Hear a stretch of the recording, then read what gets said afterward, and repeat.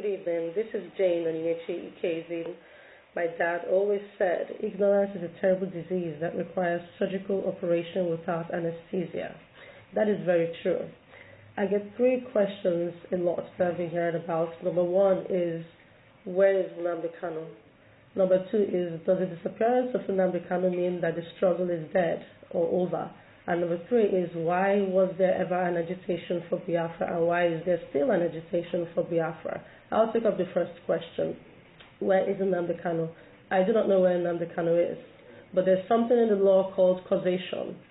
But for the interference of the Nigerian government through the Operation Python Dance in Nnamdi Kanu's compound in Umuahia, Nnamdi Kanu would most likely still be present to answer questions. I do not think that he would intentionally miss a court appearance and risk jeopardizing the struggle or risk putting questions into the minds of people about where he is or where he is not.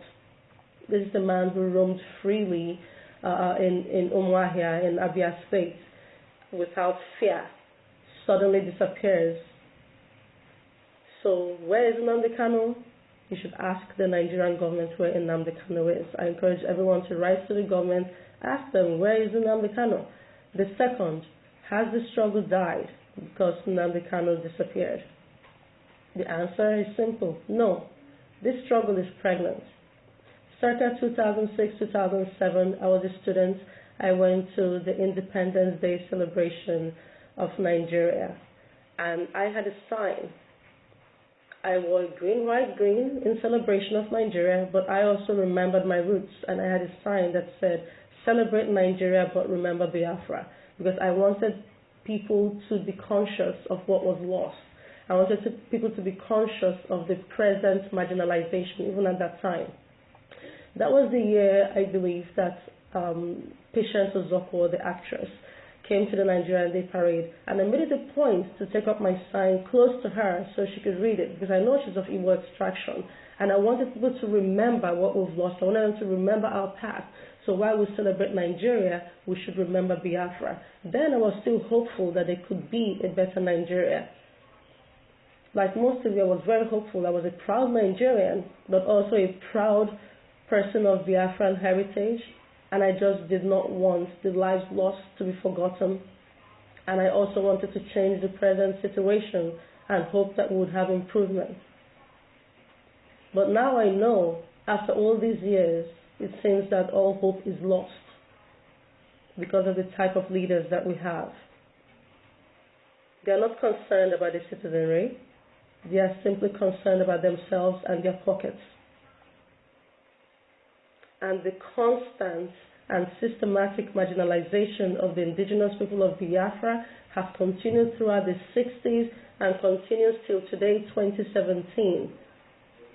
There is no future for the marginalized in the present day Nigeria. So the only future that we have is to have a sovereign state of Biafra.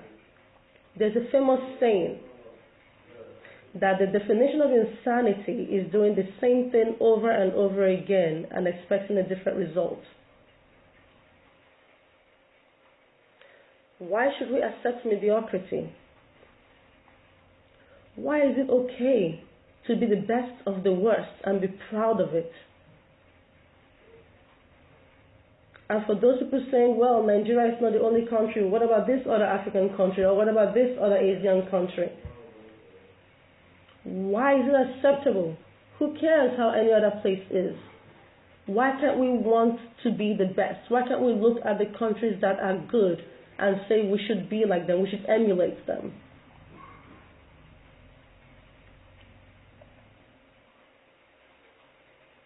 Why the continuous agitation?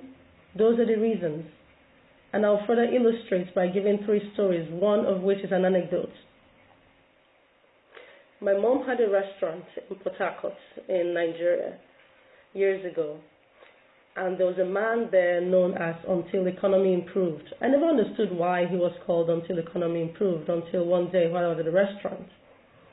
He would come in, he would order food, but without meat. And when they would ask him if he wanted meat, he would say no, because he thought without meat the food would be cheaper. So he said no, just give me without meat until the economy improved. I always wondered if that man ever ate meat. In one of Fela's songs back in the 80s, he talked about a man that couldn't afford to buy a fan because he kept waiting until the price of fan would drop. So he was always hot in his room, but he would refuse to buy a fan because he was waiting for the price to drop. I sit down and I think if that man ever got a fan, because the price of fan never dropped. Things in Nigeria just kept getting worse. And then there was a comedy show called by Uche Uwago. My dad used to play this CD at home all the time. And there he joked of a man who went to visit a friend and he was served food. When he opened up the food, he saw stockfish, what we Igbos know as Uboroko. And he said, "Nna Kiowanya." And we're talking about years ago. This one is a comedy show from the 90s.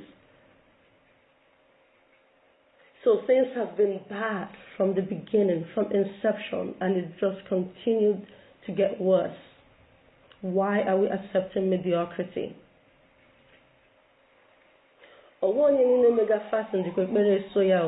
Some people are hungry for real.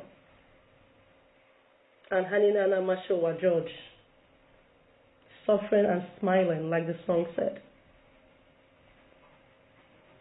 I refuse to accept mediocrity. I think as a people we can do better than that. And since Nigeria has shown that it is not willing to embrace all of its citizens and does not consider most of its citizens as equal citizens of the country, then why not let us part ways peacefully? There is no reason for strife. There is no reason for war. As the so-called giant of Africa, if it can still even hold that title, why not show the rest of the world that we can have a peaceful cessation without war? It is evident that people of Biafran extraction are poorly treated in Nigeria. Look at who occupies the government offices. Look at where all the money goes. Look at where the most of Nigerian wealth comes from. And then compares to the areas that the wealth comes from, how developed they are, or the lack of development in those areas. What is it that we have to be proud of? October 1st, 2017, Nigeria just became 57 years old. What was there to celebrate?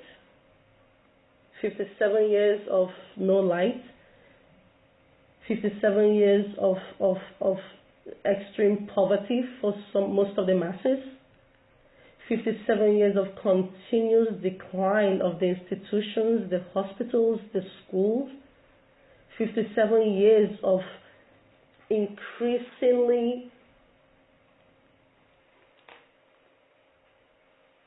just depreciation of the culture. What about the mass migration out of Nigeria? Every young person, almost every young person, is looking for a way out. Lack of security, even for those who are successful, those who have financial success. If you talk to them, they're always out of the country because of what? Lack of security. So what is it that we're celebrating? So for anyone who questions the agitation for Biafra, I suggest that you go into your history. Listen to the sides, listen to the views that people have, and make an informed decision. The definition of insanity is doing the same things over and over again and expecting a different result. Why don't we do something different for a change? Biafra, all hail Biafra, all hail Biafra, all hail Biafra. Biafra have arrived. Equality, that's all we asked for, and it was refused. And we were slaughtered for it. We did not see Britain killing Scottish people when they asked for referendum. It is all about dialogue. They refused us that dialogue, and they kept on killing, even up till today. Since '67, the same thing that led to the war is still existing in Nigeria. It's unacceptable. We cannot continue like that. All we just ask is for peace, for inclusiveness, and they refused it. We don't have any option anymore.